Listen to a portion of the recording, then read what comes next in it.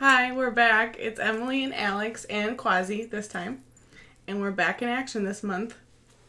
In case you haven't been following our journey, we had last month off. We had an IUI, our first IUI cycle in June, and it was unsuccessful. And then we weren't able to do one in July because some cysts had developed because of the medicine from last cycle. And I didn't even know that could happen, but it sounds like that's a kind of a normal thing. And it was actually really nice for us to have a month off because I didn't talk about it all the time. And it was nice and relaxing, so that might have been a blessing in disguise. But I went back in August of 2015 because I got my next period, and everything looked good to go. I think I had less than 10 measurements on my right side and 10 less than 11 on my left side, so we have started the injections. I'm going to go back on Monday and kind of see how everything is developing. But, I don't know, I'm kind of happy that we get to do it again in the summer. That worked out kind of nice. Quite chill.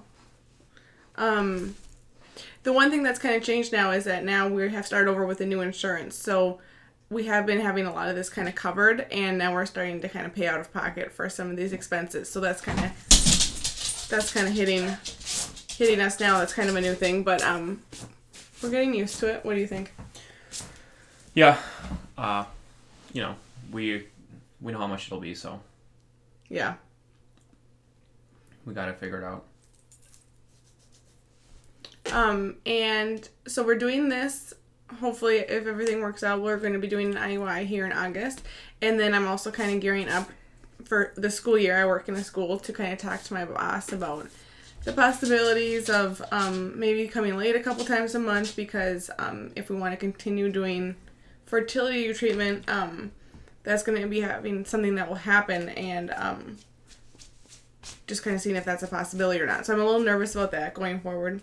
But the other big thing that we did this month was... Went to an adoption meeting. An adoption orientation meeting. Yeah. And we actually haven't even talked about the meeting at all because I feel like I kind of dragged Alex to the meeting first of all. I'm a little more open to the idea than he is. And it was a good meeting, but it was so much information. The meeting was 2.5 hours, lots of different speakers, lots of different papers. So when we left, I was just like, let's not even talk about it until we just kind of both digest that a little bit. So we haven't really discussed it a little bit though. But do you have any big... It's really expensive. It is. It's more expensive than I thought it was going to be. It's $20,000. Mm-hmm. They said the average was about $20,000, yeah. And that was more than I had been kind of anticipating, so that was kind of a bummer. Yeah. Now, you can do it all on your own and not pay any money, really at all. Except for the home study. You do a home study, which is like $1,000. Mm-hmm. But otherwise, you can do it on your own and try to find, a mother with a baby they don't want, and then you can... There's probably some fees to filing paperwork. Right.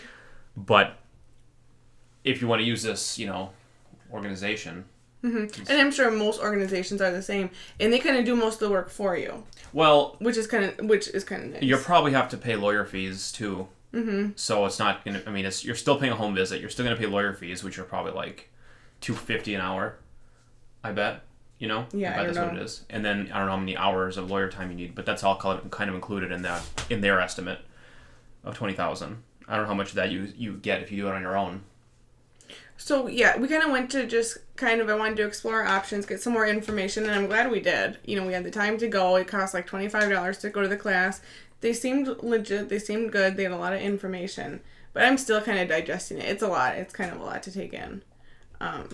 And my personal take on this is, I don't know if I told you this or not, but I feel like I would deal better with the stress of adoption, and you would deal better with the stress of me trying and being pregnant. That's how I kind of feel about the situation. I don't know either one. I know adoption is a lot more expensive. Yeah. That's for sure. So I'm trying to be optimistic, but I'm also trying to be realistic, so it's kind of a struggle. But if anyone watching has adopted kids or has looked into it and has any strong opinions or experiences that would be good to know, please let us know, because I'm just kind of starting to learn about that whole thing. So wish us luck for this next cycle. We'll keep you updated. Hopefully that there will be an insemination. Maybe I'll start eating pineapple core this time, because I feel like that's like what you're supposed to do when you get like implantation. What is this, some kind It's everywhere. Everyone's eating this pineapple core. It's supposed to help with the implantation. So I feel like it's really hard to eat. Maybe just pineapple in general. I don't know. Maybe give that a try this cycle, just to spice it up a little bit. Couldn't hurt, I guess. But yeah. So we're gonna kind of reevaluate again after this cycle and kind of see where that takes us. But thanks for tuning in. Give us a thumbs up and a subscribe. Mm-hmm. And that's all for now. Bye. Bye.